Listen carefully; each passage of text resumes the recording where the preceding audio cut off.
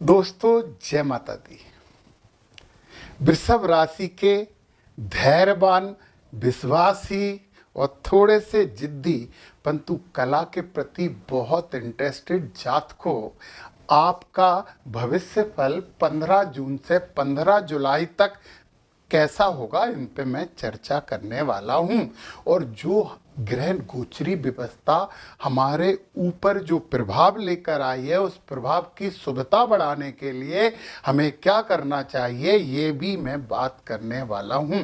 तो 15 जून से 15 जुलाई तक क्यों? पहला प्रश्न तो यही है। इसलिए कि सूर्य महाराज यहाँ पर एक राशि में रहते हैं, इसे सोलार मंथ, सूर्य का महीना भी कहते हैं, इसलिए मैंने ये समयकाल चुना है।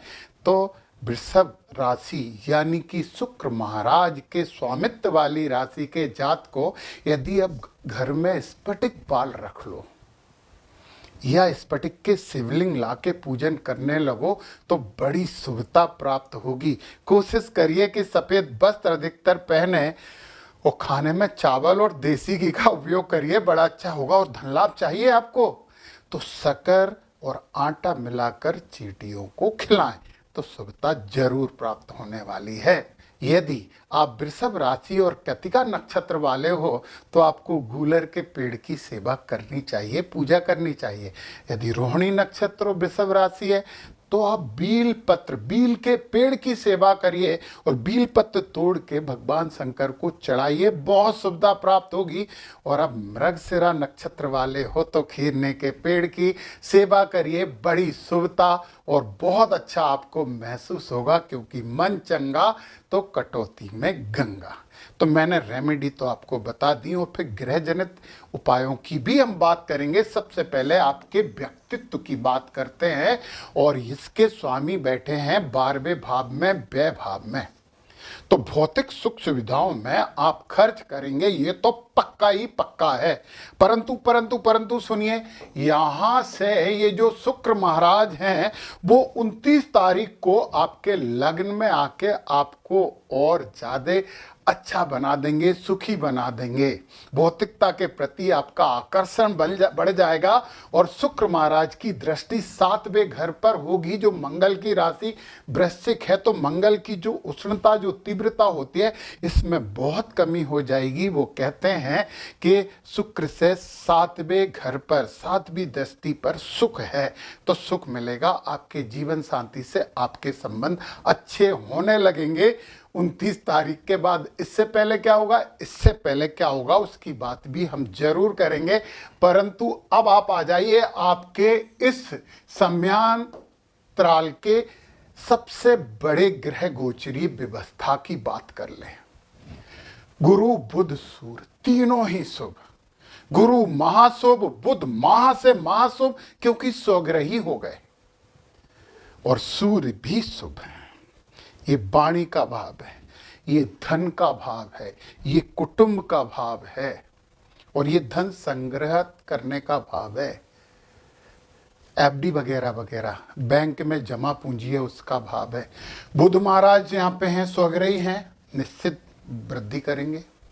गुरु महाराज हैं, वृद्धि करेंगे, परंतु गुरु जहां रहते हैं वहां से थोड़ा संतुष्टि कम देते हैं। तो धन तो कमाओगे परंतु संतुष्ट नहीं होगे, तो कोई बात नहीं। ईगरनेस रहती है ना, जब संतुष्टि कम होती है ना तो हम और मेहनत करके और कमाते हैं। आपकी वाणी में ओज होगा, ज्ञान होगा, बुद्धि होगी, लोग सुनेंगे। वाणी तो बहुत अच्छी आपकी होने वाली है।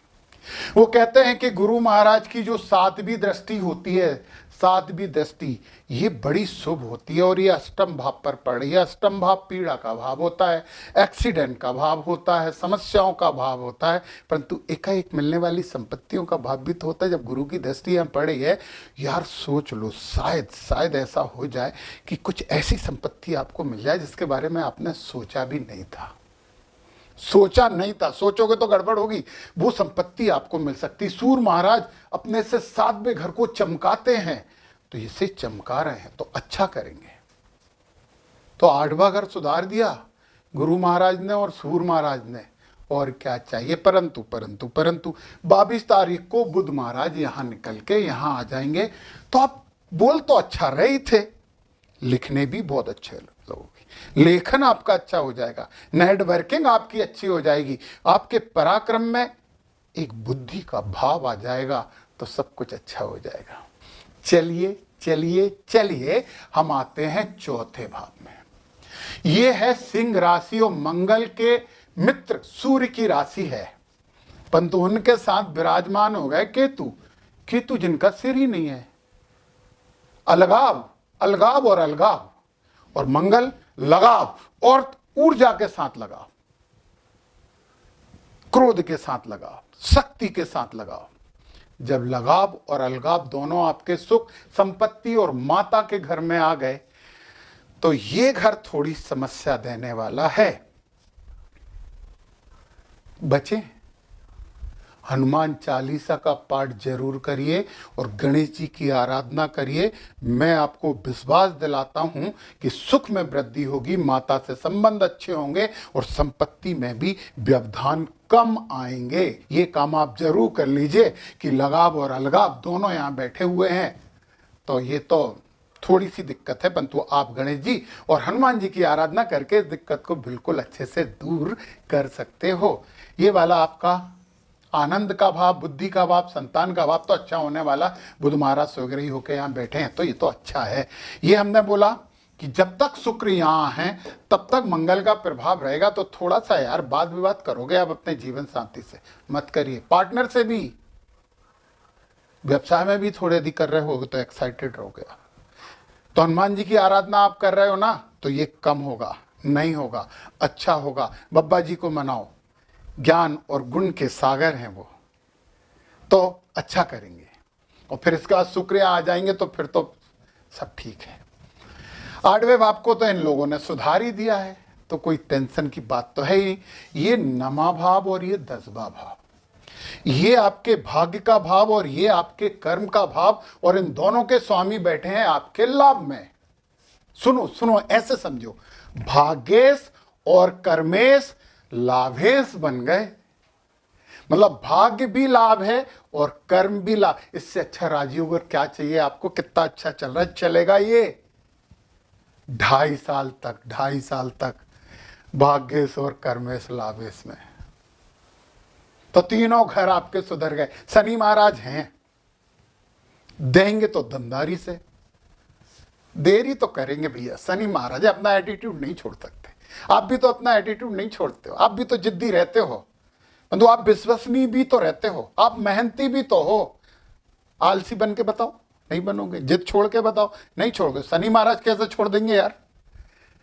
देंगे तो गारंटी, परंतु देंगे थोड़ा सा स्लो, तो थोड़ी सी देर से मिलेगी, पर मिलेगा सब कुछ, गेन तो होगा। और यहाँ पे गुरु की राशि है, तो फिर यार गुरु बस शनि है यहाँ पे। गुरु का प्रभाव तो सब पे पड़ता, अच्छे हों या बुरे हों। तो गुरु महाराज की भी कृपा आपको आ गई। और एक बात और है, यहाँ से 7, 8, 9 गुरु की आपके कर्म पे दृष्टि है। और देखो जरा, कर्म में कौन बैठे हैं? राहु, और राहु बैठे हैं कुंभ राशि में, शनि महाराज के मित्र हैं। और राहु तो अजीब अजीब से विचार देते हैं, भ्रम उत्पन्न करते हैं, कलाकारियां उत्पन्न करते हैं। राजनीति में जाना चाहते हो, राजनीतिक कर्म करना चाहते हो, तो करो, तो करो, अच्छा करोगे। राहु महाराज की जो एबनॉर्मल थिंकिंग होती है ना, असामान्य सोच होती है, उस पर तो गुरु ने काबू पाके रखा हुआ है। तो सामान्य सोचोगे, परंतु सामान्य से भी हटके और अच्छी चीज सोचोगे, बहुत तेज बुद्धि चलेगी, तो राजनीति में तो सफल होने की संभावनाएं आपकी बढ़ रही हैं। तो जो लोग राजनीति में थोड़े से भी इंटरेस्टेड हैं, उनके लिए तो ये 1 महीना बड़ा अच्छा। 1 महीना क्या यार, यहाँ पे तो 1.5 साल रहने वाले हैं। 1 महीने की बात कौन कर रहा है? क्यों कर रहा है? मैं ही कर रहा था ना। परंतु यहाँ 1.5 साल रहने वाले हैं। समझिए, हर चीज ध्यान से समझ के करिए, समझ में आएगा। उलझी हुई चीज नहीं है, और वास्तविकता है, यथार्थ है। प्रॉब्लम केवल किसकी है? हमारे समझने की। यदि हम सही समझ लेंगे तो ये तो सही है, हमारी समझ कहीं गड़बड़ करती है बस। तो राहु महाराज भी आपके लिए बड़े शुभ हो गए 1.5 साल तक। और वैसे भी ये घर राहु के लिए अच्छा घर माना जाता है। शनि महाराज यहाँ बैठे हैं, लाभ मांग होगा। ये शुक्र महाराज यहाँ आ जाएंगे तो ठीक है, फिर तो और अच्छा हो जाएगा। तो खुशखबरियां तो हैं, अच्छा तो होगा, सामान्य से तो अच्छा महीना है। तो इस अच्छे महीने में जो मैंने उपाय बताए हैं उन्हें भी अच्छी तरीके से कर लीजिए और अच्छा होने वाला है। जय माता दी।